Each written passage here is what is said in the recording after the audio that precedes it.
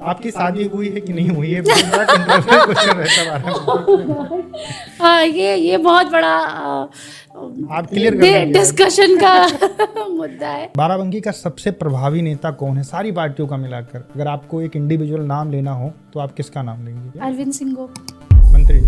मंत्री जी। अभी भी अगर बाराबंकी के अंदर कोई कहता है मंत्री जी के यहाँ जा रहे हैं तो लोग समझ जाते हैं कि अरविंद सिंह गोप के यहाँ जा रहे हैं। सतीश शर्मा को लोग नहीं समझते। क्या रीजन होगा आपके अकॉर्डिंग? उनका बड़ा ग्राफ भी रहा है ना। अभी किसी ने कहा मंत्री जी आ रहे, तो मैंने कहा कौन से वाले मंत्री जी? तो ये है।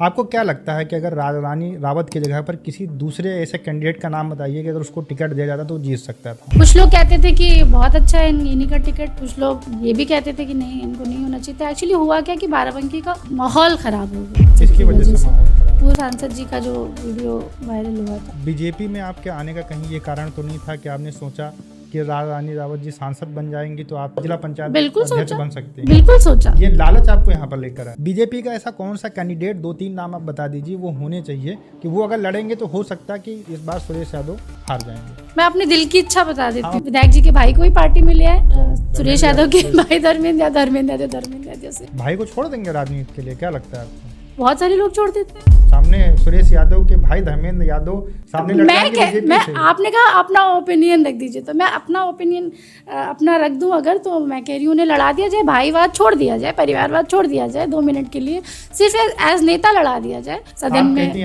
में। कुछ दिन पहले क्लिप वायरल हुई थी जिसमें सब गनवन चल रही थी।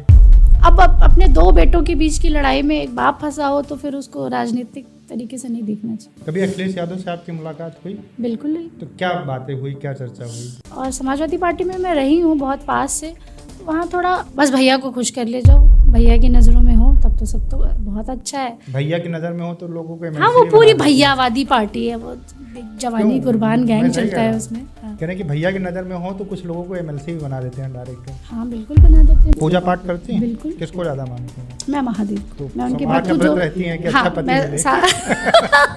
आप साड़ी पहनती हैं, राजनीति के लिए पहनती हैं कि राजनीति करना है, नेताओं के पास जाना, जनता के पास जाना है तो एक अच्छा डिसेंट लुक होना चाहिए, ये आपको पसंद है? नहीं, मुझे पसंद है और उसका बेनिफिट है कि लोगों को भी पसंद है। राजनीति के अंदर ये समझा जाता है कि बहुत सारे बुरे लोग होते हैं, जब लड़कियां या औरतें जाती है उस फील्ड के अंदर तो उनको परेशान भी करते हैं। बाराबंकी से कैसा एक्सपीरियंस रहा है? किसी ने आपको परेशान किया है, दिक्कत दी है? नमस्कार दोस्तों, मेरा नाम अनुज धीमान और आप देख रहे हैं बाराबंकी तक। आज हमारे साथ जो गेस्ट मौजूद हैं इनका नाम है नेहा सिंह आनंद और आपने सुना होगा जिला पंचायत अध्यक्ष का इलेक्शन लड़ चुकी हैं समाजवादी पार्टी से। हालांकि अब उस पार्टी में नहीं है, डीडीसी भी हैं, मतलब जिला पंचायत सदस्य। तो आज हम इनसे जो है अपने सवाल जवाब रखेंगे। आप लोग के भी कुछ क्वेश्चन आए थे तो उनको भी हम इनसे पूछने वाले हैं। बहुत बहुत स्वागत है आपका नेहा जी, आपने हमारे लिए समय निकाला उसके लिए बहुत बहुत धन्यवाद। अच्छा मैम, अपने बारे में कुछ बताइए, राजनीति में कैसे आना हुआ, आपका मतलब जुड़ाव कैसे हुआ, आपका एजुकेशन क्या है और कैसे जो है आपके मन में आया कि भैया समाज सेवा ही करनी चाहिए? ये कहिए कि शायद मैंने डिसीजन लेने में देरी की। मैं अब जब अपनी राजनीतिक जर्नी पर चल पड़ी हूँ तो मुझे लगता है कि शायद ये मुझे डिसीजन पहले ले लेना चाहिए था। मेरी मदर श्रीमती राजकुमारी जी पूर्व जिला पंचायत सदस्य हैं 1995 में, वो भी निर्दलीय इंडिपेंडेंट जिला पंचायत सदस्य हुई थी। और उसके बाद में फिर स्कूल की उनकी इच्छा थी कि उनके माता पिता ने उन्हें कम पढ़ाया तो उनकी इच्छा थी कि हम अपने समाज में लोगों को पढ़ाएं। तो फिर स्कूल शुरू हुआ, फिर वहाँ से उनकी राजनीतिक जर्नी ज़रूर रुक गई, लेकिन वो पूरी तरीके से समाज के लिए, समाज के हित में बच्चों को पढ़ाना, खुद बहुत चीज़ों को मैं समझती हूँ उतना नहीं ले पाई, लेकिन उन्होंने बांटा दोनों हाथ से और खुले दिल से। तो शायद मुझे, क्योंकि कहीं ना कहीं मैं बचपन से उनको देखती आ रही हूँ तो रोल मॉडल वही थी, मैं समझ नहीं पाई। हालांकि क्योंकि फैमिली में और भी बहुत सारे लोग हैं, जैसे जो लोग जानते हैं तो वो जानते हैं कि मेरे एक सिस्टर और एक बड़े भैया दोनों लोग पीसीएस में सेलेक्ट हुए थे 2011 बैच में, और फादर मेरे बैंक से रिटायर्ड हैं। तो हम लोगों की पूरी परिवार में आप देखें तो लगभग सभी लोग सर्विस में हैं। मैं भी प्रिपरेशन कर रही थी सिविल की, दिल्ली में थी, कोविड हुआ, वापस आ गई। और ये पॉलिटिक्स में आने का तो पूरा क्रेडिट मैं कोविड को देती हूँ।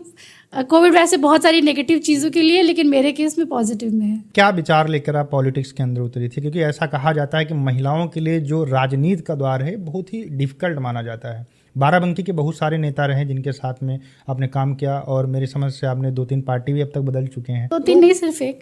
अच्छा, एक बार, एक हाँ। मतलब 2 तो हो ही गई एटलीस्ट। हाँ। तो कैसा एक्सपीरियंस रहा बाराबंकी के अंदर काम करने का? लोगों का सम्मान और जो सहायता होती है वो मिली आपको कि नहीं मिली? देखिए, हर तरीके के चैलेंजेस थे, कभी सहायता मिली, कभी नहीं मिली, तो ये सारी चीज़ें तो खैर अलग का विषय है। जैसा कि आपने कहा कि महिलाओं के लिए पॉलिटिक्स में करियर आप कैसे देखें, तो बहुत वास्ट है और हर करियर डिफ़िकल्ट है, क्योंकि हम ऐसे बैकग्राउंड से हैं कि आने के बाद में आपको बहुत सारी चीज़ों पर खुद ही अपने आप को मॉनिटर करना होता है और खुद ही अपने आप को रिप्रेजेंट करना होता है। अगर आप कर ले गए तो फिर आपको सब लोग कहेंगे कि बहुत अच्छा किया। अगर आप कहीं फेल हो गए तो लोग सीधे ही वही टैग लगाते हैं कि मैं तो कह ही रही हूँ कि लड़कियों के लिए और महिलाओं के लिए ये फील्ड है ही नहीं। अगर आप सक्सेसफुल हैं और आप वो करने में साबित कर ले गए, आप सफल हो गए, तो हज़ारों एक्सपेरिमेंट और हज़ारों जो कहावतें हैं वो आपके ऊपर बिठाई जाएंगी। लेकिन अगर आप असफल हो गए तो फिर समाज के पास तो महिलाओं को दोष देने के लिए बहुत सारी चीज़ें हैं। आपने जब डीडीसी का इलेक्शन लड़ा तो आपने क्या सोचा था कि मैं जिला पंचायत अध्यक्ष का बिल्कुल नहीं, बिल्कुल भी नहीं। इनफैक्ट जिला पंचायत सदस्य का चुनाव लड़ना भी बहुत ही सडन डिसीजन था। कोई बहुत ज़्यादा प्लानिंग नहीं थी, फैमिली में भी कोई बहुत ज़्यादा प्लानिंग नहीं थी, मेरा पॉलिटिक्स में आना भी कोई प्लानिंग नहीं थी। वो बस ऐसे ही मेरे बड़े भैया हैं शैलेंद्र सिंह, हम लोग ऐसे बातें कर रहे थे, पेपर में आर्टिकल आया हुआ था कि पंचायत चुनाव होने वाले हैं यूपी में, तो मैंने ऐसे पढ़ा और मजाक में कह दिया कि भैया मेरे लिए भी एक फॉर्म ले आना और मैं भी इलेक्शन लड़ूंगी। तो फैमिली में सबने बहुत कैजुअली लिया, लगा कि अरे ऐसी मजाक में कह रही हूँ, तो फिर मैं सीरियस हो गई। क्या एज थी आपकी उस समय? मैं उस समय पे 27 थी। 27 में आप जिला पंचायत सदस्य बन हाँ, गए मैं थे। हो गई थी 27 में, मेरा मतलब हो गया था, मेरा सर्टिफिकेट मेरे हाथ आप में कौन था। सी पार्टी से उस समय जिला पंचायत सदस्य? मैं किसी पार्टी से नहीं थी उस समय। निर्दलीय बनी जी, थी। तो मैं समाजवादी में independent फिर क्यों थी। आना हुआ आपका? जैसा कि पहले कोई डिसीजन नहीं था जिला पंचायत सदस्य का, लेकिन ये रहा कि पॉलिटिक्स में आना है, मैंने मन बनाया कि खुद को कहीं तो साबित करना है किसी न किसी फील्ड में, तो व्हाई नॉट एक चांस लेते हैं। अगर जीत गए तो ठीक है, नहीं तो फिर मिशन दिल्ली वापस back to pavilion civil services. खैर जीत गए, जैसा नहीं सोचा था, लेकिन बहुत सपोर्ट मिला, बहुत सहयोग मिला। हैदरगढ़ के पूर्व विधायक हम लोगों के बीच नहीं हैं, स्वर्गीय पंडित सुंदरलाल दीक्षित दादा, बहुत सपोर्ट किया उन्होंने मुझे, अपनी पूरी टीम से उन्होंने मुझे सपोर्ट किया। और शायद डेस्टिनी थी, लोग सॉर्ट आउट होते गए और मिलते गए और हम इलेक्शन जीत गए। जब जिला पंचायत सदस्य हो गई मैं, तब भी मुझे विश्वास नहीं हो रहा था। मेरे भैया ने मुझे फ़ोन करके बोला, क्योंकि काउंटिंग हो रही थी तो मैं वहाँ पर नहीं थी, तो बड़े भैया ने बताया कि अब मतलब काफ़ी आगे हो और अब जीत जाओगी। तो मुझे लगा अरे सच में जीत जाऊँगी, मतलब बहुत श्योर नहीं थी, पर खैर जीत गई। अगले दिन सर्टिफिकेट के लिए बड़ी मारामारी करनी पड़ी वो अलग है, उस पर नहीं बात करेंगे। तो आप जीत कर मैं जीत गई और फिर ये अध्यक्ष वाला फिर शुरू हुआ कि अध्यक्ष सीट भी अगर नहीं, जीतने के कोशिश बाद की में आप जाए तो। समाजवादी में कैसे आ गई? मैं अध्यक्ष लड़ना चाहती थी, मैंने भारतीय जनता आप पार्टी लड़ना में, चाहती थी कि आपको लड़ाया गया था? मैं खुद लड़ना चाहती थी। मैं खुद इसलिए भी लड़ना चाहती थी, मुझे लगता था कि सिर्फ सदस्य बनने के बाद यहाँ तक क्यों रुकना। अगर मैंने अब ओवर कॉन्फिडेंस कह लीजिए या नासमझी कह लीजिए, क्योंकि पहली बार में कुछ मिला था तो चीज़ों को समझने में देर लगती है। लोग भी एक अनाउंसमेंट के बाद में सारे लोगों ने आपको हाथों हाथ लिया होगा कि ठीक है हमारा हाँ कैंडिडेट बिल्कुल, मिल मुझे गया। हाँ मैं बिल्कुल, आप जो ये बात कह रहे हैं तो मैं कहीं ना कहीं लोगों को भी इस बात के लिए श्रेय देती हूँ। मुझे जिस तरीके से लोगों ने अपनाया, जिस ओवरवेलमिंग जो मतलब एक बिल्कुल माहौल ऐसा लगा कि जैसे मेरे एक अकेले इलेक्शन से पूरा माहौल चेंज हो गया। मैं ज़िद्दी होकर के लड़ गई, मैं बागी होकर लड़ गई और जीत गई, और लोगों ने मुझे बहुत अप्रिशिएट किया। तो मुझे लगा कि मैं अपनी इस जर्नी को और एक नेक्स्ट लेवल पे लेके जाऊं। अध्यक्ष पद के लिए मैंने सोचा, बहुत लोगों से बातें की, बहुत सारे जिला पंचायत सदस्य जो इंडिपेंडेंट जीते थे हम लोगों ने उनसे बातें की। मैं एज इंडिपेंडेंट कैंडिडेट मार्केट में थी, मैंने सोच लिया था मैं किसी पार्टी से नहीं लड़ूंगी, अगर मैं ये कर सकती हूँ तो मैं और भी कर सकती हूँ। फिर चीज़ें और पता चली, नहीं ये तो शासन सत्ता का चुनाव होता है, ये वो, और लड़ना है तो जीतना है, तो फिर आपको शासन सत्ता में रह के ही लड़ना चाहिए। तो मैंने बीजेपी में एप्लीकेशन दी, लेकिन मेरा एप्लीकेशन लिया नहीं गया, तो मैंने फिर समाजवादी में ट्राई किया। और लकीली अखिलेश यादव जी को ये बात समझ में आई कि नए लोगों को मौका देना चाहिए, युवाओं को, महिलाओं को आगे लाना चाहिए, तो मेरी जस्ट एक कॉल पे उनसे टिकट ओके हो गई। अच्छा, मुझे लगता है कि समाजवादी को कोई कैंडिडेट नहीं मिल रहा था, आप आगे से गई, एक अच्छा चेहरा थी, तो उन्होंने सोचा कि हम इनको जो है कैंडिडेट बना देते हैं। आप बेसिकली आप समाजवादी का पार्टी जो थी उसके आप एक मोहरे बनकर रह गई। नहीं, मैं नया चेहरा थी और मैं बिल्कुल मोहरा नहीं थी। देखिए, पार्टी के पास में बहुत बड़े बड़े चेहरे थे, लेकिन वो लड़ना नहीं चाहते, उनको तो पता था ना कि हार जाएंगे। नहीं, बिल्कुल लड़ना चाहते थे। उन्होंने एप्लीकेशन दिया था, बाकायदा नाराज हो गए थे, बाकायदा नाराज हो गए थे मेरे टिकट पे। मैं बिल्कुल नाम लेना चाहूंगी। पूर्व सांसद रहे हैं बाराबंकी के, और 1-2 बार नहीं 3 बार रहे हैं, बाबू राम सागर रावत जी।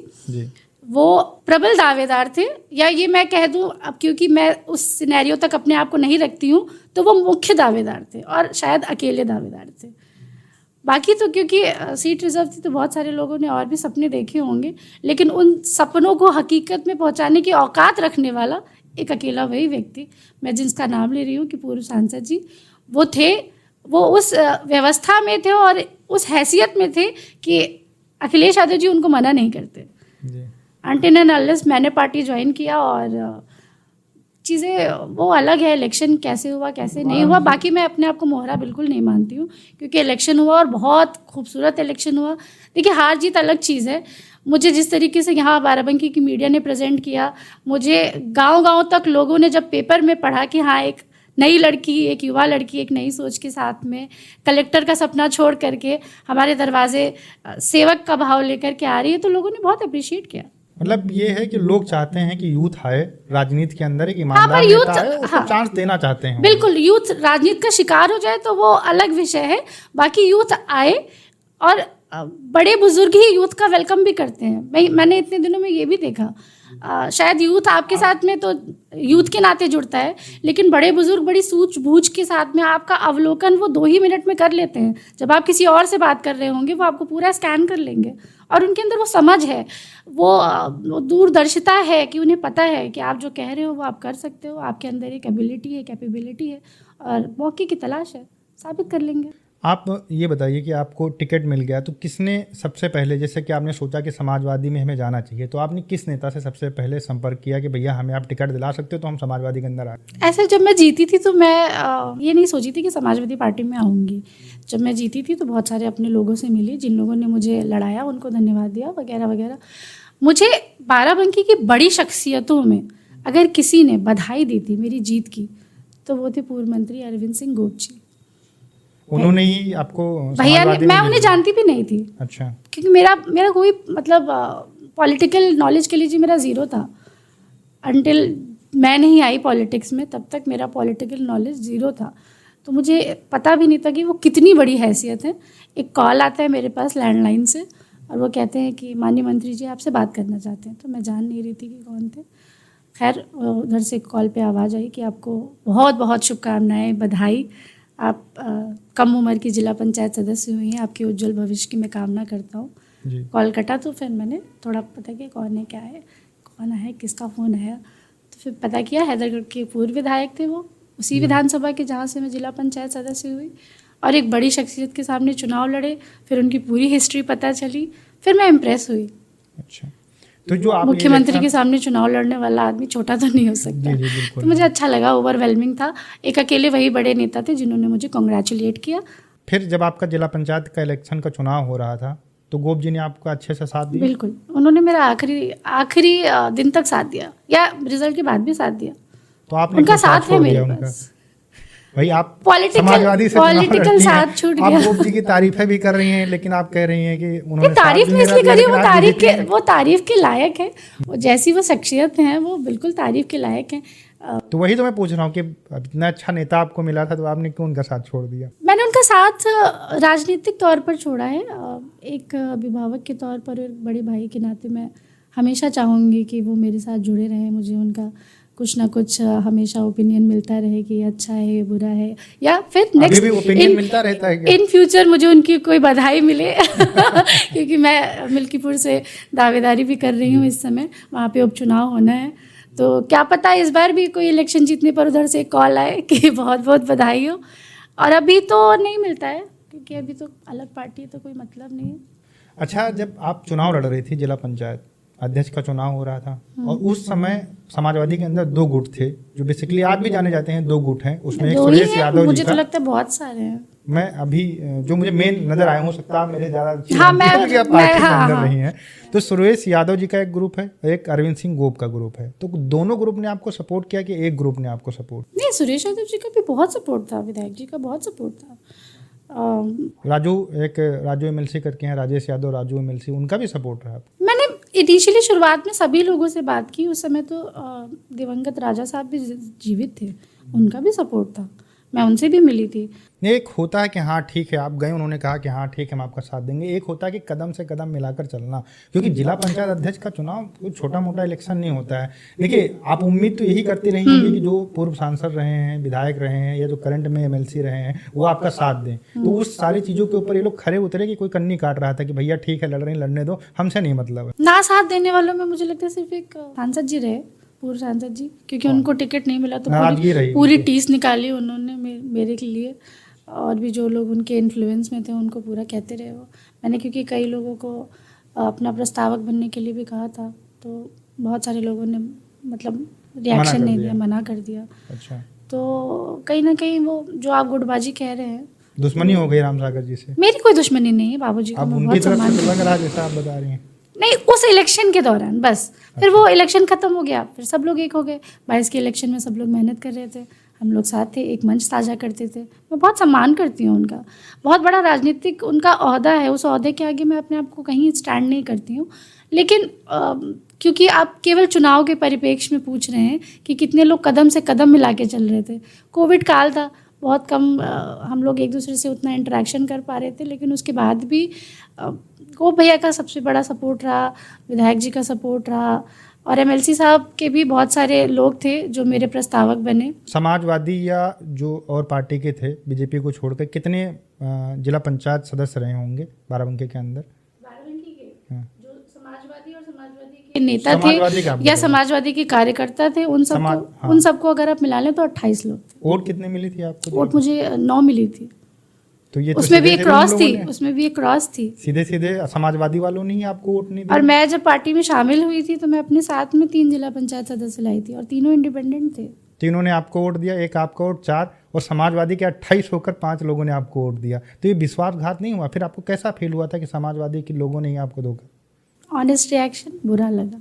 कहीं ऐसा तो नहीं है कि जो बैकडोर से पूरी साजिश रची जा रही हो कि भैया तुम मत देना, मतलब गोप वाला ग्रुप जो है वो कह रहा है कि आप मत देना, आप सुरेश यादव कह रहे हो कि आप मत देना, मतलब ग्रुपबाजी के चक्कर में कहीं नुकसान तो नहीं? ग्रुप वाइज तो लोग मतलब मुझे ऐसे बता भी रहे थे, जैसे चलते चुनाव में भी लोग बताते ना, अरे इनसे नहीं बात करना, अरे ये उनके हैं, अरे वैसे ऐसे करके हो रहा था।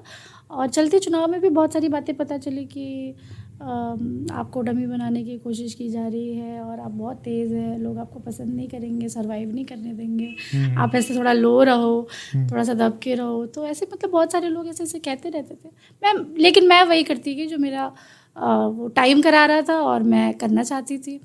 मैंने ये सोचा मैं अगर सरेंडर करूँगी तो फिर मैं यहाँ तक आई क्यों, फिर मेरी पूरी जर्नी पे क्वेश्चन मार्क हो जाता।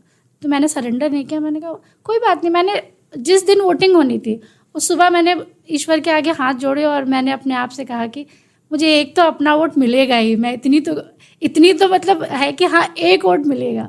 और मैं अपनी उस एक वोट की आशा पे अपने घर से निकली थी। अच्छा। कि क्या होगा मुझे नहीं पता है, मैं हार जाऊंगी मुझे नहीं पता है, मुझे कैसे डील करना है मुझे नहीं पता है, लेकिन डटे रहना है, मैदान में रहना। जिला पंचायत का इलेक्शन जब आप हारी तो उसके बाद में किसका फोन आया कि भैया 28 थे उसमें 9 लोग ही मिले और 4 तो आपके ही वोट थे? तो कोई बड़ा नेता जो बाराबंकी का समाजवादी का रहा आपके इलेक्शन हारने के बाद किसी ने? नहीं, सब लोगों ने सांत्वना दी। ऐसा कुछ नहीं था कि मुझे अकेला छोड़ दिया। पता नहीं, अब लोग नेताओं से नेतागिरी शायद आसान नहीं होती होगी। सब अपने आप में नेता थे, जिला पंचायत सदस्य अपने आप में लगभग नेता ही होते हैं। तो नहीं अच्छा लगा होगा उन्हें कि हमारे बीच की नेता को हम कैसे लीडर बना दें। और राजरानी जी पुरानी थी, हम मुझसे ज़्यादा परिपक्व थी, लोगों को उन पे ट्रस्ट करना आसान रहा। कुछ पुराने लोग, लेकिन आजकल तो बहुत सारे लोग कहते हैं कि राजरानी जी अच्छा काम नहीं कर पा रही हैं और इसी वजह से शायद उनको एक डमी कैंडिडेट के रूप में बाराबंकी का टिकट दिया गया था और इसीलिए वो हार गई। सही क्या लगता है? बहुत सारे लोग हैं, बहुत सारे ओपिनियन है। कुछ लोग बहुत खुश थे, जैसे उनके फतेहपुर के जो उधर के लोग थे बहुत खुश थे कि हमारे इधर कभी कभी कोई प्रत्याशी बनाया जाए सांसद पद के लिए। जैसे हम लोग, मैं हैदरगढ़ विधानसभा की बात करती हूँ क्योंकि मैंने वहाँ तैयारी की। हमारे हैदरगढ़ में एक बात चलती है कि नदी पार ही विधायक होता है, नदी पार का ही आदमी विधायक हो जाता है, नदी इस पार तो कभी किसी को कैंडिडेट ही नहीं बनाते हैं। तो शायद लोकसभा में भी वो चीज़ रही होगी। तो जब एक फतेहपुर की जिला पंचायत सदस्य अध्यक्ष बन के आती है और उसको लोकसभा जैसा बड़ा टिकट मिलता है तो वो लोग उत्साहित होंगे। तो फिर अब जो पैटर्न चल रहा है नदी पार इधर इस बेल्ट का, जहाँ से पूर्व सांसद बैजनाथ दादा रहे, पूर्व सांसद राममगन दादा रहे, और भी कुछ लोग रहे, तो मतलब ऐसे करके आप देखिए तो फिर इधर का वो पैटर्न टूट गया। तो खुशी और नाखुशी तो पैरेलल चलती है। आपने भी बहुत ज़्यादा मेहनत की जी इलेक्शन के अंदर जी। आपको क्या लगता है कि अगर रानी रावत की जगह पर किसी दूसरे ऐसे कैंडिडेट का नाम बताइए कि अगर उसको टिकट दिया जाता तो वो जीत सकता था? आप क्षेत्र में रही हैं, आपने उनके लिए प्रचार किया है। नहीं, मतलब लोगों से मिली हूँ। कुछ लोग कहते थे कि बहुत अच्छा है इन्हीं का टिकट, कुछ लोग ये भी कहते थे कि नहीं इनको नहीं होना चाहिए था। एक्चुअली हुआ क्या कि बाराबंकी का माहौल ख़राब हो गया।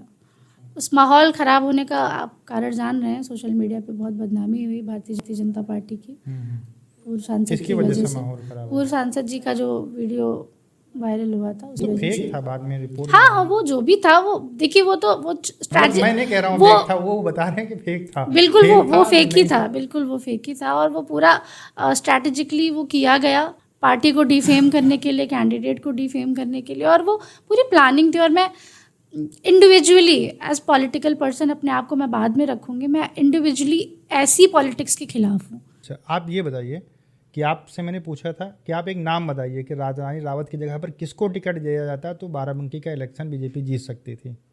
अब पता नहीं पार्टी का एनालिसिस पैरामीटर क्या है। आप ही कह रही हैं कि उपेंद्र रावत का अगर ये चीज़ खराब नहीं होती, MMS वायरल नहीं हुआ होता तो जीत गए होते, जीत जाते। आपको लगता है अच्छे कैंडिडेट हैं रानी रावत से उपेंद्र रावत जी?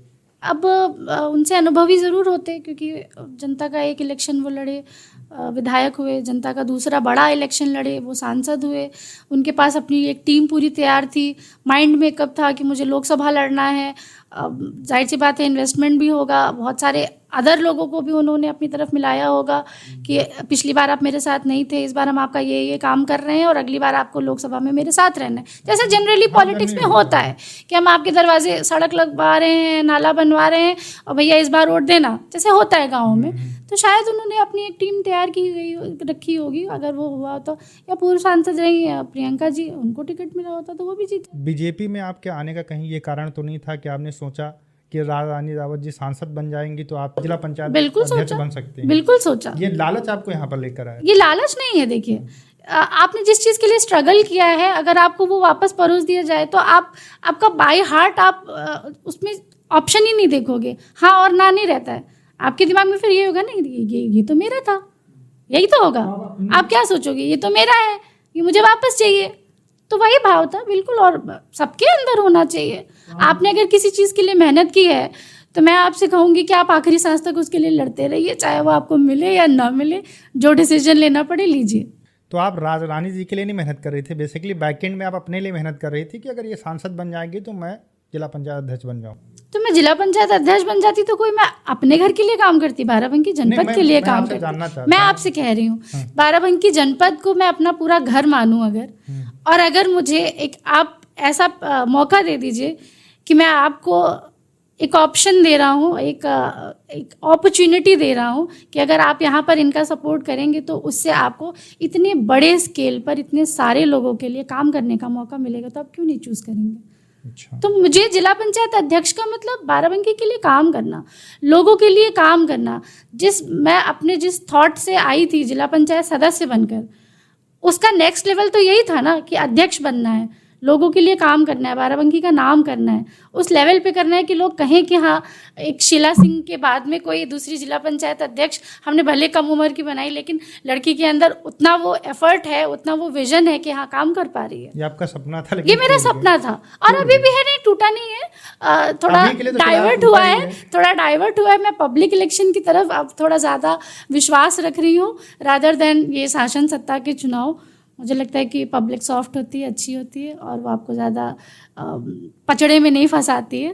करेक्ट वर्ड है पचड़ा क्योंकि पब्लिक से आप डायरेक्ट मिलते हो, वो डायरेक्ट आपसे बात करती है, अपनी समस्या बताती है, आप उसके लिए जो भी कर पाओ उस लेवल पे, या जब वो आप कैंडिडेट हो गए और आप जीत गए और उसके बाद आपको उसने आजमाया, आपने उसके लिए काम किया, तो पब्लिक एक बार जुड़ जाती है तो जुड़ी रहती है। जैसे मैं जिस क्षेत्र से आती हूँ, जिला पंचायत सदस्य का, वो बहुत अति पिछड़ा क्षेत्र है, त्रिवेदीगंज 3 नंबर वार्ड। जी मैं जानता हूँ। अगर आप जाएं तो वहाँ पे अभी भी ढंग से सड़कों की व्यवस्था अच्छी नहीं है, और मैं 3 साल से लगातार जिला पंचायत सदस्य के तौर पर खूब प्रस्ताव पे प्रस्ताव झोंक के पड़ी थी, काम के नाम पे कुछ नहीं मिल रहा था।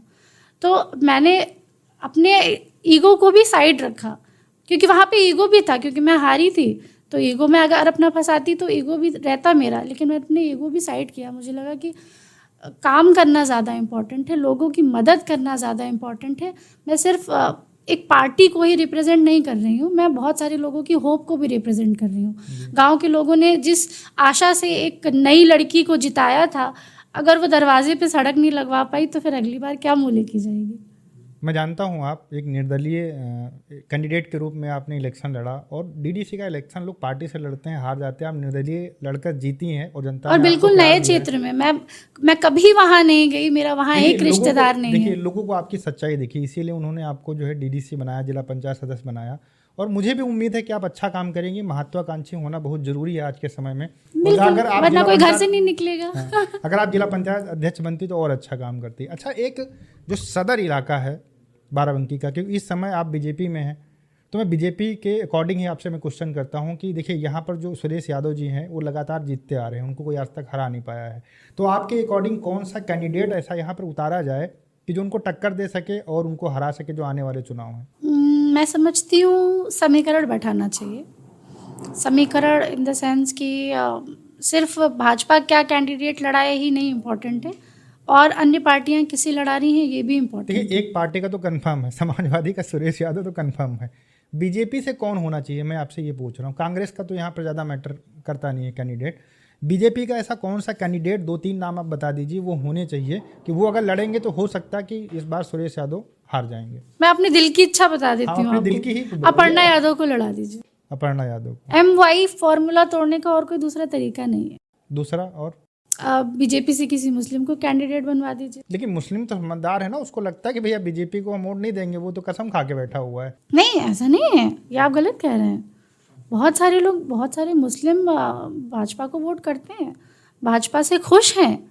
अच्छा, आप 1-2 नाम बता दीजिए, जैसे कि मैं पब्लिक की यादव। अच्छा, बाराबंकी की लोकल नेताओं में नाम ले लूं? हाँ, आप 1-2 नेताओं के नाम ले लीजिए कि हो सकता है कोई बीजेपी का देख रहा हो तो कैंडिडेट सेलेक्ट कर ले और यहाँ से हमें एक बीजेपी का विधायक देखने को मिले बहुत समय बाद। प्रमुख देवा धर्मेंद्र यादव जी को। अच्छा। या धर्मेंद्र यादव कह रही हूँ मैं, तो विधायक जी के भाई को ही पार्टी में ले आए। अच्छा, सुरेश यादव के भाई धर्मेंद्र यादव से। भाई को छोड़ देंगे राजनीति के लिए, क्या लगता है आपको? बहुत सारे लोग छोड़ देते हैं। सामने सुरेश यादव के भाई धर्मेंद्र यादव सामने लड़ जाएंगे बीजेपी से। आपने कहा अपना ओपिनियन रख दीजिए, तो मैं अपना ओपिनियन अपना रख दूं अगर, तो मैं कह रही हूँ उन्हें लड़ा दिया जाए, भाईवाद छोड़ दिया जाए, परिवारवाद छोड़ दिया जाए 2 मिनट के लिए, सिर्फ एज नेता लड़ा दिया जाए।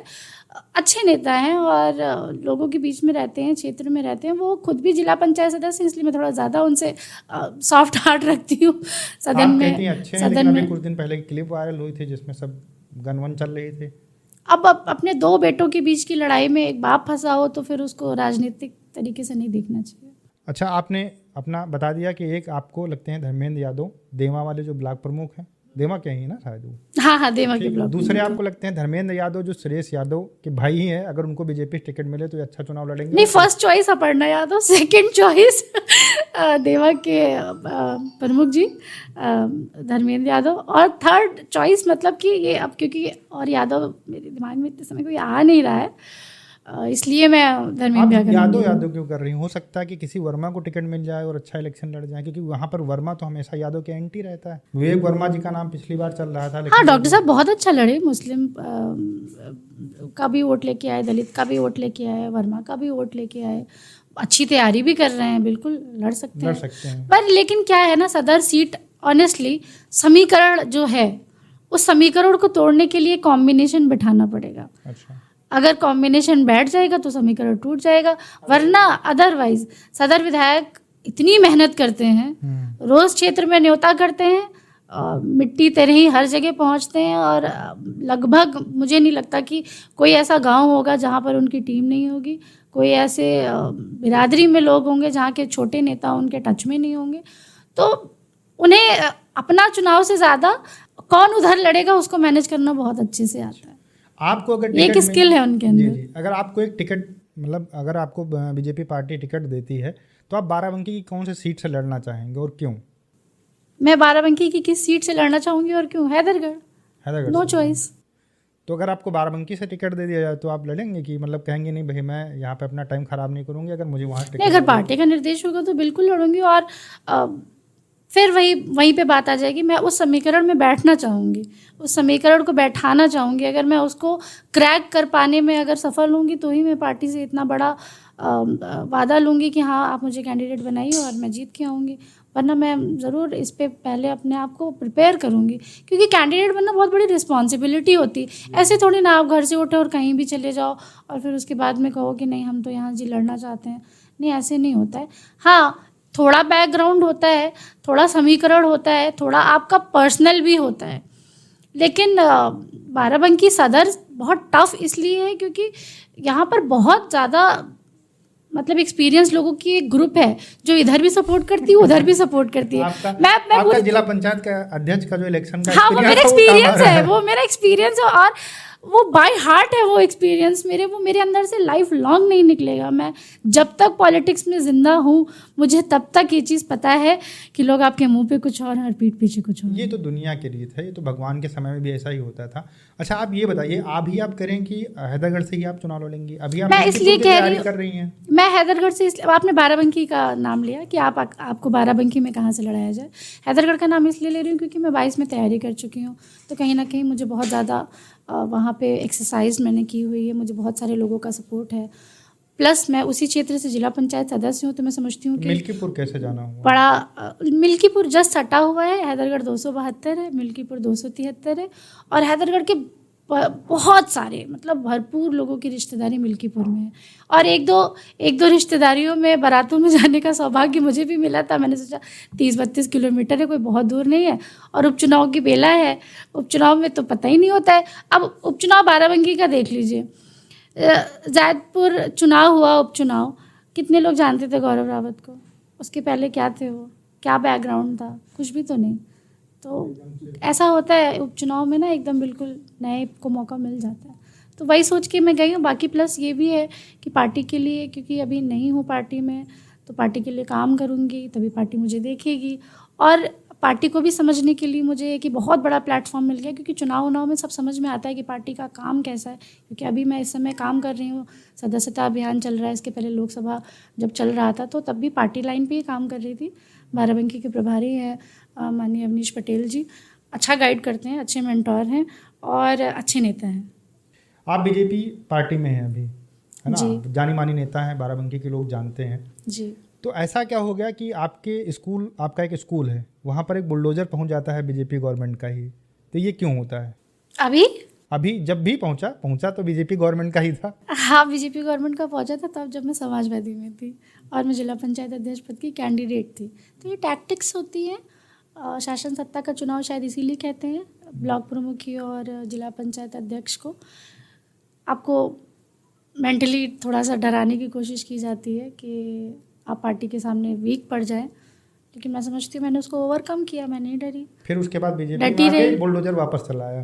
नहीं, बुलडोजर तो तभी वापस चला गया था। चुनाव हुआ, बुलडोजर आया 21 में, जून 21 में, नहीं जून नहीं और थोड़ा पहले, मई और जून के बीच में मान लीजिए। मई लास्ट था और जून शुरुआत था जब मुझे पार्टी से कैंडिडेट बनाया गया, मुझे अच्छे से याद है जून था। तो उसके पहले तक कभी बुलडोज़र नहीं आया और उस जून के बाद भी कभी बुलडोज़र नहीं आया, अभी भी नहीं आया। और अभी तो पूरा अभियान चला ये जमुरिया वाला, तब भी नहीं आया। तो वो बस केवल एक साइकोलॉजिकली प्रेशर बनाने के लिए था। बाकी मैं तब भी बुलडोज़र से नहीं डरी थी क्योंकि इलेक्शन उसके बाद हुआ था और मैंने बाकायदा नामांकन किया था, वोट पड़े थे। अगर मैं डर गई होती तो मेरा नामांकन नहीं हुआ होता, अगर मैं डर गई होती तो इलेक्शन नहीं हुआ होता, अगर मैं डर गई होती तो शायद राजारानी जी निर्विरोध जिला पंचायत अध्यक्ष हो गई होती। तो अभी भी नहीं डरती हूँ, अब तो बुलडोजर सहायक है हमारा। जी। अच्छा, आप ये बताइए, आप एक दलित परिवार से आती हैं, आरक्षण को लेकर आपका क्या सोचना है कि जो आरक्षण रहना चाहिए या ख़त्म होना चाहिए?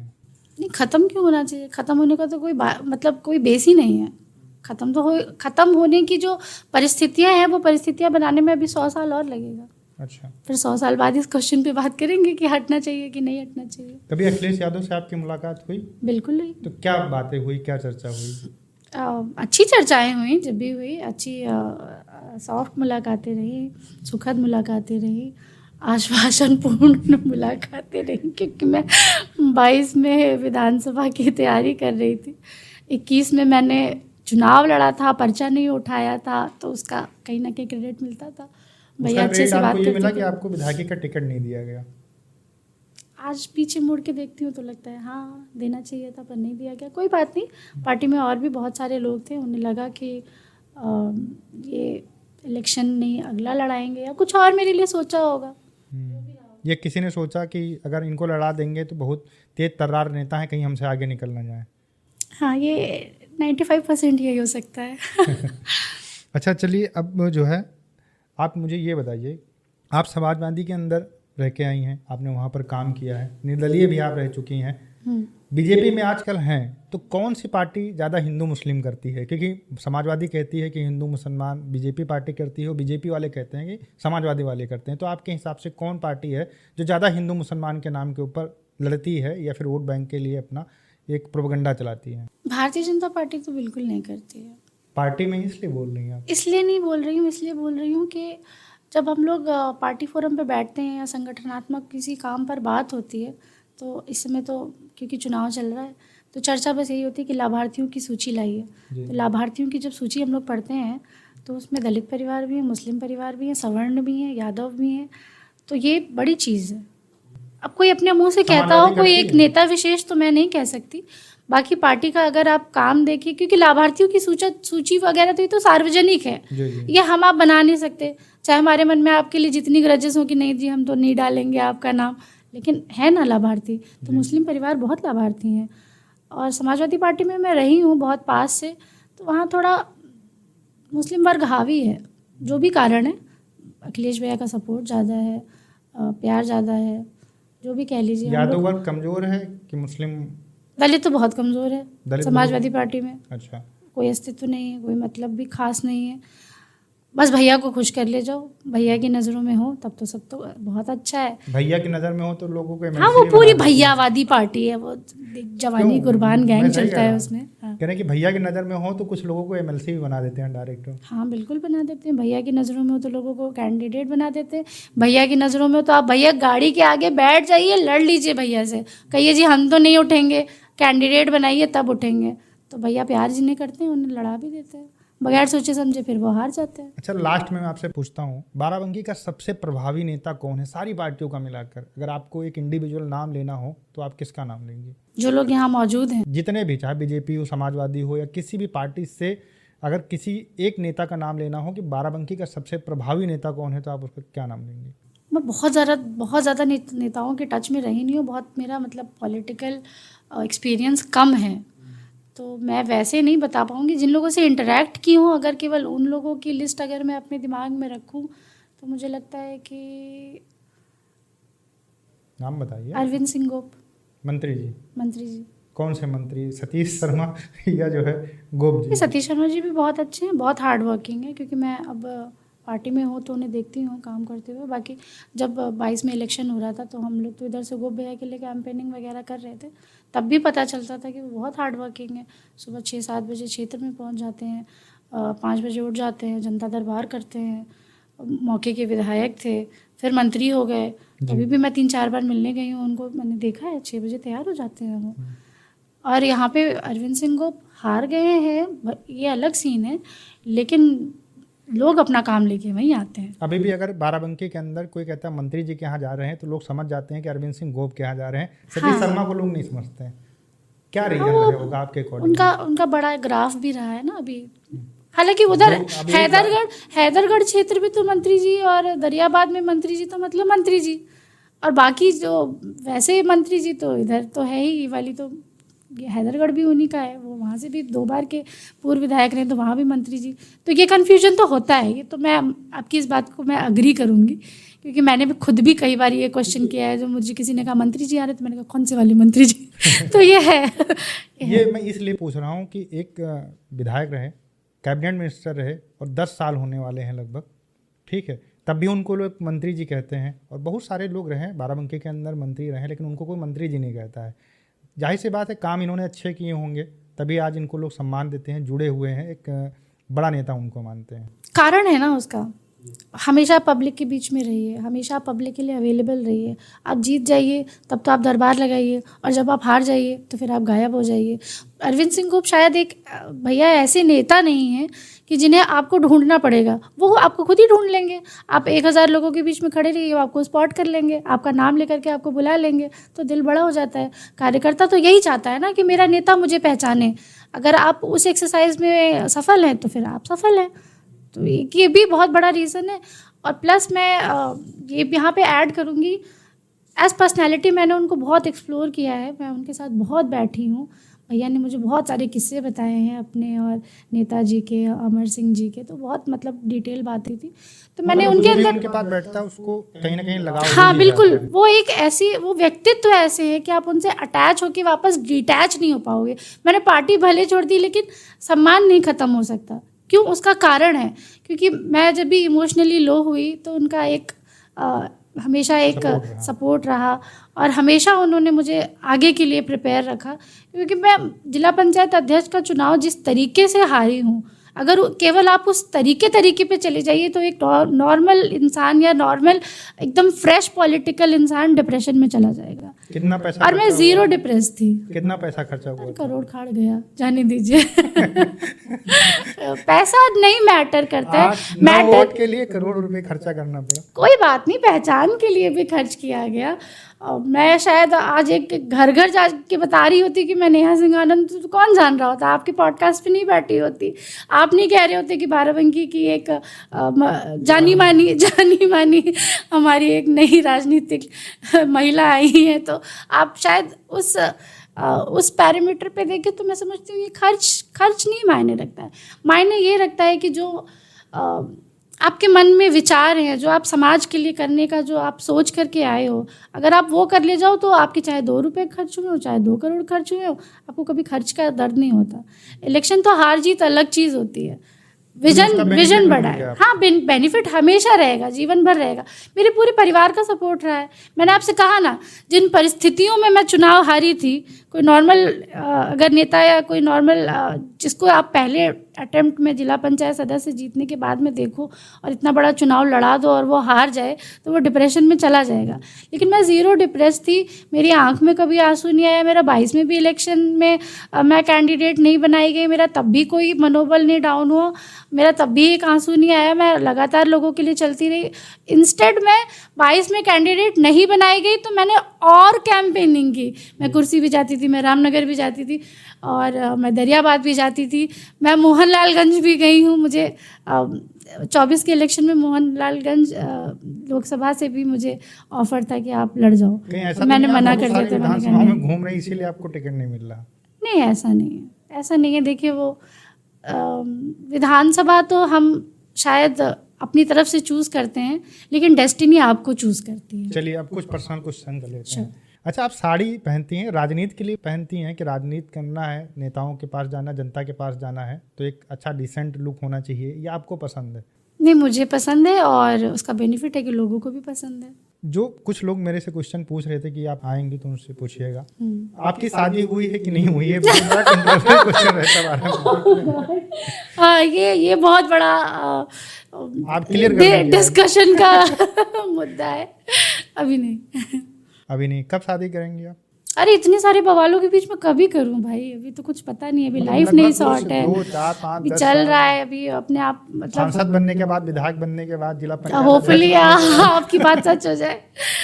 जिला पंचायत अध्यक्ष अब कहाँ वापस पीछे ले जा रहे हैं, लाइफ में रिवर्स कहाँ है? फिर से इलेक्शन होगा, टाइम आगे बढ़ता है। मतलब बहुत लंबा चला जाएगा फिर तो। नहीं बाबा, ऐसा नहीं, इतना नहीं सोचा है, मतलब सोचा ही नहीं है इस बारे में, लेकिन जब लिखा होगा हो जाएगा। शादी वादी तो सब कहते हैं ना, वो सब ऊपर वाला लिखा। पारिवारिक जीवन में इंटरेस्ट है? बहुत है, पूजा पाठ करती हैं? बिल्कुल। किसको ज़्यादा मानती हैं आप? मैं महादेव को। अच्छा, जी। तो मैं उनके सोमवार का भक्त व्रत रहती हैं कि अच्छा हाँ, पति मैं मिले? नहीं, अच्छे पति के लिए नहीं। मैं महादेव को इसलिए मानती हूँ कि वो बहुत विपरीत परिस्थितियों के स्वामी रहे। मैं उनको कहीं ना कहीं इंस्पिरेशन मानती हूँ। मुझे लगता है कि वो उनकी पर्सनालिटी आपको बहुत ऊर्जा देती है। और क्योंकि मेडिटेशन के भी स्वामी वही हैं, तो मैं समझती हूँ अपने आप को स्थिर रखने में, अपने आप को डिप्रेशन से दूर रखने में कहीं ना कहीं वो बहुत हेल्पफुल रहे मेरी लाइफ में। मैं 21 में जब ये इलेक्शन हो गया, मैं हार गई, तो मैं उज्जैन गई थी। बहुत बहुत ज़्यादा वहाँ पर जाके मुझे अच्छा लगा, बहुत रिलैक्स्ड फील किया, और मुझे पता नहीं क्या एक तो एनर्जी मिली। मैं आई और वापस से उठ के वापस एनर्जी से फील्ड में आ गई। तो मुझे महादेव ने वहाँ बहुत ब्लेसिंग दी, मेरे अंदर बहुत सारी पॉजिटिविटी आई। तो मैं तब से उनसे बहुत ज़्यादा मतलब ऐसे कनेक्ट हो कि मेरी गाड़ी में भी वही है, मेरे दिल में भी वही है। मैं गाड़ी में भी बैठे रहती हूँ, तो जैसे मैं जनरली फ़ोन पे बात करते समय कुछ ऐसा होता है ना, मुँह से कुछ निकल गया, तो अब नहीं होता है, पहले होता था। जब से मैं उनसे ज़्यादा कनेक्ट हूँ, तो मुझे लगता है कि मैं कुछ गलत कहूँगी तो ही इज़ लिसनिंग। और वो मेरे फादर हैं मेरे लिए, तो मतलब मैं उनके सामने कुछ गलत कैसे बोल सकती हूँ, कुछ गलत किसी और को कैसे कह सकती हूँ, या फिर किसी और के लिए ग्रजेस भी मन में नहीं आने देते हैं। वो उसका बहुत बड़ा रीज़न है कि मैं जब उनकी तरफ देखती हूँ, मुझे कुछ कहना होता है तो मैं उन्हीं से कह देती हूँ कि आप ये अच्छा नहीं कर रहे हैं, बस ऐसे करके लड़ लेती हूँ, और ऐसे करके चल रही है ज़िंदगी। आप और इतना मैं खुश सच हूँ। बोलती हैं, इसी वजह से शायद लोगों को पसंद नहीं आता है। क्या सच बोलना चाहिए, नहीं फंस जाओगे भाई, सच बहुत दूर नहीं जाती है। मैं आपको, आपके दर्शकों को बता रही हूँ, प्लीज़ सच बोलना सीखें। सच में बैंड बजती है जब आप, कह रही हैं जिला पंचायत हर किसी के लिए बोल रही हूँ मैं जो यूथ देख रहा है मुझे, मैं उसे बोल रही हूँ, जो लड़कियां मुझे देख रही हैं, खासकर किसको बोलना चाहेंगे? सबको बोल रही हूँ, मैं सबको बोल रही हूँ। और सच बोलना चाहिए। सच इसलिए बोलना चाहिए क्योंकि एक दो चीज़ों में मैंने खुद भी झूठ बोल के देखा, मैं बुरा फंसी हूँ। बैंड बजी है, नहीं बोलना चाहिए बुरा, बेइज्जती होती है और बुरी बेइज्जती होती है, कोई मतलब नहीं है, झूठ नहीं बोलना चाहिए। और झूठ बोलने का सबसे बड़ा आपको मतलब खुद पे ही आपको रिजल्ट तुरंत मिल जाएगा। आप झूठ बोल के देखिए, आपके ऊपर इतनी आफत आ जाएगी ना, उस एक झूठ के चक्कर में आपको और झूठ बोलने पड़ेंगे, झूठ पे झूठ, झूठ पे झूठ। जैसे मैंने बोल दिया आपसे कि मैं भैया यहाँ हूँ, किसी और ने मुझे देख लिया, आपको आगे बता दिया, आप बोलोगे कि देखो अभी मुझे बता रही थी कि मैं यहाँ हूँ। चीज़ों का बुरा नहीं लगता है नहीं, बट लेकिन झूठ नहीं बोलना चाहिए, मतलब in general personal life, family से भी नहीं और किसी से भी नहीं, झूठ नहीं बोलना चाहिए। लास्ट में आप राजनीति में कहते हैं ना नेता झूठे होते हैं, तो मैं उस टैबू को तोड़ने की कोशिश कर रही हूँ। नेता झूठे नहीं होते हैं, कभी कभी हेल्पलेस होते हैं, लेकिन झूठे नहीं होते हैं। हम सारे वादे पूरे नहीं कर सकते, लेकिन हमारे दिल में ज़रूर है कि हम सारे वादे अपने पूरे करें, क्योंकि वही तो हमें वापस से आपके बीच में खड़े होने के लिए पॉजिटिविटी देगा, वरना फिर हम घर बैठ जाएंगे, हम कभी बाहर नहीं निकलेंगे। हमने तो जो देखे नेता झूठे ही होते हैं, अब आपको देखते हैं कि आप आगे चलकर कितना सच बोलते हैं। मैं मनाती हूँ कि भगवान करे वो जो कुछ भी है ये ऑरा, ये मुझे ना मिले और मैं उसमें ना ढलूँ। जैसे लोग कहते हैं ना समय के साथ में सब एक जैसे हो जाते हैं, तो मैं मनाती हूँ महादेव से कि मुझे उससे दूर रखें। मैं जैसी हूँ नेचुरली हूँ, और जिस दिन तक खुश हूँ राजनीति में, मैं राजनीति करूँगी। जिस दिन राजनीति बोझ लगने लगी, जिस दिन लगा कि मैंने खुद को खो दिया है, छोड़ दूँगी।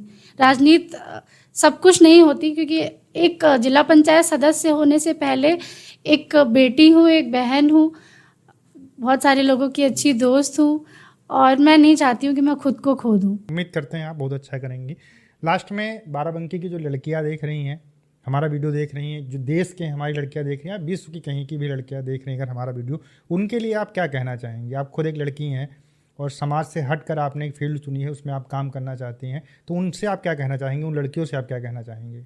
मैं उन लड़कियों से कहना चाहूँगी कि खुद पे भरोसा करिए, अपनी फैमिली का सपोर्ट लीजिए, अपने लव्ड वंस का सपोर्ट लीजिए। जो भी लोग आपके परिवार में आपके अच्छे सपोर्टर हैं, उनसे बात करिए। जो करना चाहते हैं दिल से वो करिए। आप वो काम करिए जो आपको कभी बोझ न लगे। काम करने के लिए आपके अंदर एनर्जी रहनी चाहिए। वो मतलब देखिए, ये एक ऐसी चीज़ है ना, कोई आपको ला करके नहीं देगा। अगर आपको ये पॉडकास्ट और ये सब करना अच्छा नहीं लगता है, मैं आपको ज़बरदस्ती नहीं बैठा पाऊँगी, आपको ये थॉट प्रोसेस सोचने पर मजबूर नहीं करूँगी कि किससे क्या बात करनी है, कैसे करनी है, अपने आप को कैसे रखना है। जो चीज़ अच्छी लगती है वो करें। राजनीति अच्छी लगती है राजनीति करें। खाना बनाना अच्छा लगता है तो खाना बनाएं, क्या बुरा है? बिल्कुल। आजकल तो देखिए सोशल मीडिया का दौर है, टेक्नोलॉजी इतनी आगे है, लोग घर पे खाना बना के रील्स पे वायरल हो रहे हैं। लड़कियां आजकल मतलब हर तरीके की एक्टिविटीज़ है, पेंटिंग कर रही हैं, डीआईवाई कर रही हैं, और छोटे छोटे क्राफ्ट्स हैं, बहुत सारी चीज़ें, एनिमेशन वगैरह भी कर रही हैं। कुछ मेरी खुद की फ्रेंड है पल्लवी, बहुत अच्छी है, बहुत अच्छा कर रही है, सॉफ्टवेयर कंपनी में। आज से नहीं, मतलब हम एज फ्रेंड अपने आप को ट्विंस मानते थे, तो वो बहुत अच्छा कर रही है and I am so proud of her. तो हर कोई अपनी अपनी फील्ड में अच्छा कर रहा है, तो जो लड़कियां करें, खुद पे विश्वास करें। मेरी खुद की बड़ी बहन है, इंस्पिरेशन है, आज एसडीएम है, और मेरी 2 सिस्टर और हैं, हम टोटल 4 बहनें हैं। तो उनमें हम तीनों बहनों का आप देख लें तो एक बैंक में है, एडवोकेट है एक सिस्टर मेरी। तो मैं ऐसे देखती हूँ, तो वो भी तो अपनी लाइफ में जो चीज़ आप खुद पे विश्वास करोगे वही तो कर पाओगे। अगर उस समय पे दीदी जब प्रिपरेशन कर रही थी, अगर उनको ये ऑप्शन नहीं दिया गया होता, उन्हें बोला हो गया होता कि नहीं तुम्हें जिला पंचायत सदस्य का चुनाव लड़ना है, तो दीदी नहीं हो पाती। तो ये डेस्टिनी भी होती है, और प्लस आपका खुद का इंटरेस्ट भी होता है, और जो इंटरेस्ट है उसको हार्डवर्क से करें, पूरे दिल से करें, सच्चाई से करें, क्योंकि ईश्वर साथ देता है। अच्छा, लास्ट में एक और क्वेश्चन है कि राजनीति के अंदर ये समझा जाता है कि बहुत सारे बुरे लोग होते हैं, जब लड़कियां या औरतें जाती हैं उस फील्ड के अंदर तो उनको परेशान भी करते हैं। बाराबंकी से कैसा एक्सपीरियंस रहा है? किसी ने आपको परेशान किया है, दिक्कत दी है? तो अगर आप कुछ एक्सपीरियंस शेयर करें। आपको मैं लगती हूँ ऐसी कि मुझे कोई परेशान कर सकता है? हमारे लगने के ऊपर नहीं लगता है ना, सामने वाला क्या सोचता है उस पर डिपेंड करता है। हम तो अच्छा सोचते हैं, हम तो सोचते जग सुधार देंगे, है ना, लेकिन अब हमारे नहीं तो, लेकिन अच्छे खराब तो हर फील्ड में लोग हैं ना। मॉलेस्ट होने को तो आप कहीं भी हो सकते हो, घर में भी हो सकते हो। There is no place which is safe and there is no place where you are unsafe. तो ये तो आपके ऊपर है कि क्या है, कैसे है, चीज़ों को समझते हैं। अगर आप गलत सर्कमस्टांसेस में फंस गए, किसी एक ऐसी जगह पर बैठ गए तो फंस गए, तो फिर फंस गए ना, फिर तो वहाँ से नहीं निकल पाएंगे। कोई सोचता थोड़ी है कि मेरे साथ गलत होने वाला है या मेरे साथ गलत ये करने वाले हैं। वो तो सामने वाले को पता होता है ना कि मैं इनके साथ क्या करना चाहता हूँ, मेरी मंशा क्या है। आप जब तक अपने आप में सच्चे हो, अच्छे हो, तो ईश्वर साथ देता है। तो शायद ईश्वर ने आज तक बचाया है, कभी कुछ ऐसी कोई इंसिडेंट हुई नहीं। बाकी थोड़ा 6 ऑफ सेंस होता है लड़कियों में, तो 6 सेंस ने कभी कभी बचा लिया। हाँ, वो पता चल जाता है कि भाई ये दूर, हाँ, मतलब पता नहीं क्यों है ऐसे, जैसे 12-15 लोगों के बीच में भी खड़े हो। तो मैं अपने आप को ही नहीं कह रही हूँ, बहुत सारी लड़कियां भी हैं, बहुत सारे लड़के भी हैं, उनको भी फील हो जाता होगा कि भाई यहाँ कुछ होने वाला है ना। अगर कोई देख रहा है तो पता चल जाता है कि हाँ भाई, हाँ, इसका गलत देखना। और मैं जैसे कभी कभी होता है पार्टी में भी, आप मतलब नॉर्मली ओकेजनली आप ऐसे किसी फैमिली फंक्शन में आप इधर उधर हैं, किसी की अगर ऐसी नज़र होती है ना आपके पर, आपको पता नहीं कैसे, आई डोंट नो, लेकिन आपको सडनली उसी के ऊपर नजर जाएगी, और अगर उसके अंदर थोड़ी सी भी शर्म होगी ना तो वो भाग जाएगा। बाकी तो बदतमीज हो तो फिर नहीं कह सकते, लेकिन एक ये सेंस आ जाता है। तो शायद ये सेंस रहा, उसकी वजह से कभी ऐसा कुछ नहीं हुआ, कोई ऐसी अप्रिय मेरी याद नहीं है। और मैं मनाती हूँ भगवान से कि हर लड़की के साथ में ऐसी कोई अप्रिय याद ना बने तो अच्छा है, क्योंकि वो फिर लाइफ लॉन्ग कैरी करना बहुत बुरा होता है। हर किसी की उतनी ऐसी वो होती नहीं है कि कुछ भी हुआ भूल गए। बहुत सारे लोग लेके बैठे रह जाते हैं और फिर आगे नहीं बढ़ पाते हैं। तो ईश्वर सबकी रक्षा करे, सद्बुद्धि दे। अच्छा, लास्ट में आप अपने बारे में जो आप भविष्य में करना चाहते हैं बाराबंकी की जनता को बताइए। आप मिल्कीपुर से इलेक्शन लड़ रही तो मिल्कीपुर वालों को बताइए, हैदरगढ़ वालों को बताइए, पूरे प्रदेश वालों को बताइए। हो सकता है कि आपके कोई प्रदेश के नेता बड़े देख रहे हो, आप उनको बताइए बाराबंकी या जहाँ पर भी आप इलेक्शन लड़ेंगी क्या करना चाहेंगी उस क्षेत्र के लिए और विकास के लिए। देखिए, मैंने इधर 7-8 महीने में एक ये चीज़ समझी है कि इलेक्शन लड़ना चाहना ये हमारा डिसीजन है, कहाँ लड़ना ये पार्टी का डिसीजन है। तो सबसे पहले तो क्योंकि बाराबंकी मेरा नेटिव है और यहाँ पे मैंने काम भी किया है, यहाँ से मैं जनप्रतिनिधि भी हूँ, तो बिल्कुल बाराबंकी वालों को कहना चाहूँगी कि जैसे आज तक साथ दिया है आगे भी साथ दीजिए। और हैदरगढ़ वालों को तो अलग से ज़्यादा, क्योंकि वहीं से जिला पंचायत सदस्य हूँ, उन्होंने मुझे बहुत आगे लाया है। आज यहाँ तक मैं अपना नाम बना पाई हूँ, मकाम बना पाई हूँ पार्टी में। कहीं भी किसी से अपना परिचय बताने के लिए मेरे पास एक टाइटल है तो वो उनकी देन है। तो उनसे कहना चाहती हूँ कि जब भी भविष्य में कभी मौका मिलेगा, चाहे विधानसभा के मौके हो या ऐसे व्यक्तिगत तौर पे, क्योंकि काम करने की तो अब मुझे नहीं लगता कि अब मैं बदल पाऊँगी अपने आप को। अब ये सिलसिला चल पड़ा है, ये रुकेगा नहीं। तो विधानसभा में मौका मिला तो विधानसभा में, लोकसभा में मिला तो लोकसभा में, या ऐसे ही कभी मिला तब भी, नहीं भी मिला तब भी मैं आप लोगों के बीच में रहूँगी। और मिल्कीपुर वालों से ये कहना चाहती हूँ कि अभी मैं नई हूँ, लेकिन आप लोगों ने मुझे बहुत सपोर्ट किया है। नए लोग हैं, वहाँ पे बहुत सारे कैंडिडेट हैं, जैसे वहाँ पे बाई इलेक्शन हो रहा है तो वहाँ होंगे करीब 35-40 कैंडिडेट, मतलब भरमार है कैंडिडेटों की। उस भरमार में भी इतना प्यार मिलना ब्लेसिंग है। बहुत सारे लोग वहाँ पे बहुत अप्रिशिएट करते हैं। अब इस समय क्योंकि पार्टी में काम भी कर रही हूँ तो संगठन में भी लोग अप्रिशिएट करते हैं और गाइड भी करते हैं कि कैसे काम करना है, कैसे क्या है। तो मैं समझती हूँ कि अपनी ऊर्जा को सही दिशा में लगाने के लिए भी कहीं ना कहीं मैं मेंटली तैयार हूँ, और लोग मुझे उस चीज़ के लिए समझ भी रहे हैं कि मेरे अंदर कैपेबिलिटी है। मुझे यूटिलाइज़ कैसे करना है ये पार्टी का काम है, और मुझे लगता है पार्टी अच्छा डिसीजन ले रही है।